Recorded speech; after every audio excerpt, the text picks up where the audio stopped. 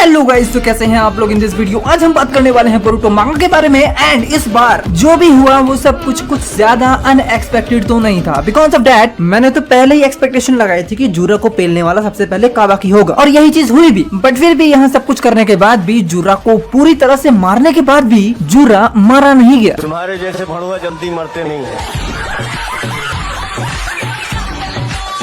जुरा इसलिए नहीं मरा because he is 10 tails, and 10 tails को मारना इतना भी आसान नहीं है, क्योंकि 10 टेल्स को 9 पार्ट में अलग करने के बाद भी, उसकी पर्सनैलिटी बदलने के बाद भी 10 टेल्स नहीं मरता। सो जुरा यहाँ पे क्या है, जुरा भी तो एक 10 टेल ही है। सो जुरा को अगर मारना है तो उसके कोर पॉइंट को पकड़ना पड़ेगा, द ट्री टेंटिकल्स, क्योंकि उनका मेन सोर्स यही है। और यही वो चीज है जिसकी वजह से ये सारे के सारे इतने ज्यादा कॉन्फिडेंट है, और यही चीज है जिसकी वजह से फुल कॉन्फिडेंस के साथ जुरा बोरुटो एंड कावाकी दोनों से फाइट करने को रेडी था, और उसने वैसा ही किया भी। अगर तुम इस फाइट्स को देखो तो जुरा ने अपनी कोई भी जान की परवाह किए बिना बोरुटो से एंड कावाकी से फाइट की है, बिकॉज जुरा को ये पता है कि मैं किसी भी टाइम अपने आप को रीजनरेट कर सकता हूँ एंड मेरी पावर्स वापस आ जाएंगी दोबारा से। इसी चीज को नोटिस करते हुए जुरा ने बोरुटो एंड कावाकी को उनकी औकात दिखाई है। बिकॉज ऑफ इस वाले चैप्टर में वो कहता भी है कि मैं आगे कंटिन्यू कर सकता हूँ, लेकिन क्या है ना, मेरा मूड नहीं है, आज थोड़ा ज्यादा थक गया हूँ, इस वजह से कल करते हैं। देखो मेन बात ये है कि कावाकी की न्यू पावर खुली है तो थोड़ी तो मेन इज्जत देनी पड़ेगी। राइटर अभी ये नहीं चाहता कि कावाकी का हाल कोड जैसा हो।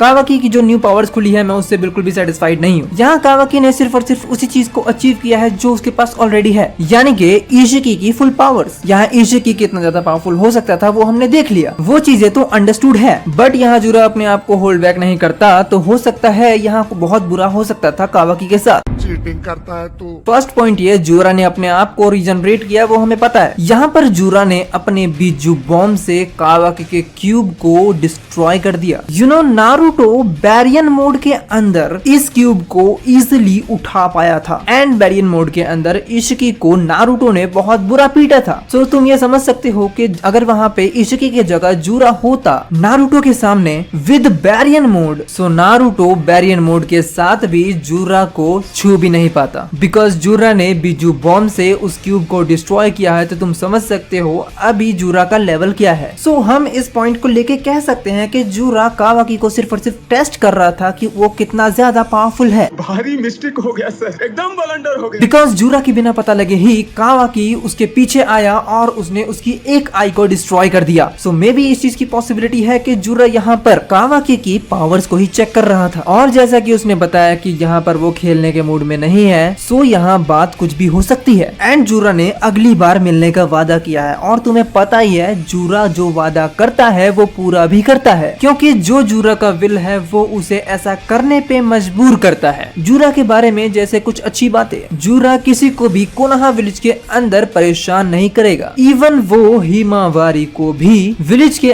अंदर कुछ नहीं करेगा। लेकिन इस बार उसका विल ये कह रहा है कि उसको सच्ची में नारुतो उजुमाकी चाहिए, और वो इस बार किसी भी धोखे में नहीं रहने वाला। जैसा कि पिछली बार हुआ था हिमावारी एंड जुरा का कंफ्यूजन, उस टाइप से इस बार नहीं होने वाला। इस बार कावाकी के पीछे पड़ने वाला है जुरा, एंड बोरुटो के पीछे जुरा ऑलरेडी हाथ धोके पड़ा हुआ है, क्योंकि बोरुटो है ओत्सुत्सुकी, और बार बार बोरुटो उसके रास्ते में भी आता है, तो वो उसे कैसे छोड़ दे। दैट्स व्हाई अब ये मामला थोड़ा सीरियस होगा, और यहाँ से असली मेन स्टोरी स्टार्ट होगी। देखो मुझे चाहिए तो पिछले बार के चैप्टर में ही था कि कावाकी की कुछ न्यू पावर्स को अनलॉक किया जाए, बट ऐसा नहीं हो पाया। बट ये उम्मीद तो है कि अगले नेक्स्ट फाइट के अंदर कावाकी अपनी न्यू पावर्स को अनलॉक करे। मेरा मतलब यहाँ पे है कि जो अब तक इनके फाइनल फॉर्म है उससे ज्यादा लेवल का कोई पावर, क्योंकि नारुतो सीरीज के अंदर नारुतो के पास कई सारी पावर्स थी, sage mode, Kurama mode, chakra mode, Kurama mode plus sage power. But Boruto two blue vortex के अंदर कुछ नया देखने को मिला ही नहीं अब तक, वही सब कुछ पुराना चलता जा रहा है। और मुझे लगता कि कावाकी पुरानी पावर्स के साथ जुरा को डिफीट कर पाएगा, क्योंकि जब तक बोरुटो मोमोशिकी को नहीं लाएगा तब तक कोई काम होने वाला नहीं है, एंड यहाँ पर जुरा ही सबसे पावरफुल एंटिटी बना रहेगा। बट हमें मेन एंटिटी बताया गया है काशिनकोजी से कि वो जुरा ही होगा होगा जो सबसे ज्यादा डेंजरस होगा ओनली बोरुटो के लिए। उसने बोरुटो को मेंशन किया था और काशिनकोजी ने ये भी बोला था कि बोरुटो को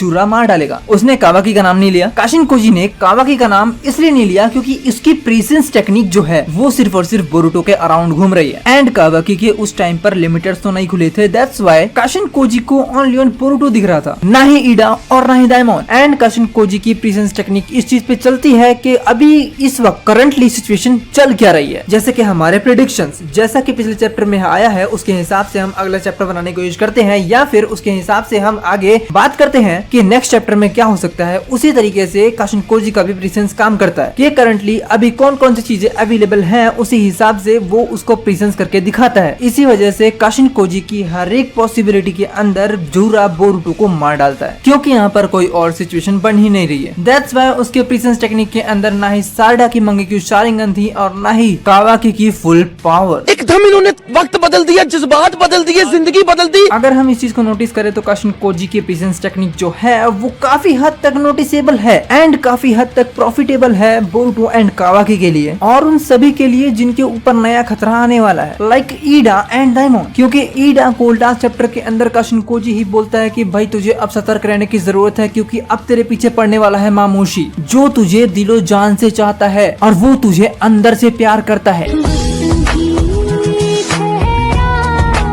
ये तो है छोटा सा पॉइंट के काशिनकोजी यही कह रहा है कि अगला नंबर ईडा का है। लेकिन देखो जब तक इस चैप्टर की शुरुआत नहीं होगी तब तक कुछ नहीं होने वाला बिकॉज मैं तो चाहता हूँ कि अगला चैप्टर जो है वो ईडा के पास्ट से स्टार्ट हो कि ईडा कारा ऑर्गेनाइजेशन में कैसे आ गई, शिबाई उजुजुकी का क्या रोल था इन सब चीजों में एंड ईडा को बंद क्यों करना पड़ गया। ये सारी चीजें अगले चैप्टर में तो कम से कम दिखाई जाए। और तुम्हें बताऊं तो इन सब चीजों पे कभी फोकस भी नहीं किया गया, इवन करना भी चाहिए, लोगों को मजा आएगा। यहाँ चैप्टर सिर्फ और सिर्फ बोरुटो कावाकी एंड जुरा पे ही घूम रहा है, ये थोड़ा ठीक नहीं है। बट यहाँ पर एक चीज और है कि क्या कोई भी शिंजू या फिर जुरा ईडा के इंचांटमेंट में फंस सकता है। पहली बात ये लोग उत्सुकी तो नहीं है, ये लोग ह्यूमंस की तरह बिहेव कर रहे हैं जाने अनजाने में। ये लोग ये जानना चाह रहे हैं कि लव होता क्या है। सो ईडा के इंचांटमेंट में फंसने के बाद इनकी फीलिंग्स बाहर आएगी तो ये लोग क्या करेंगे। मैं जानता हूँ मैं बहुत बकवास बात कर रहा हूँ, मुझे भी लग रहा है, लेकिन यहाँ पर जब ईडा के साथ डेल्टा की फाइट हुई थी उस टाइम पर ईडा ने अपने इंचांटमेंट को यूज किया था तो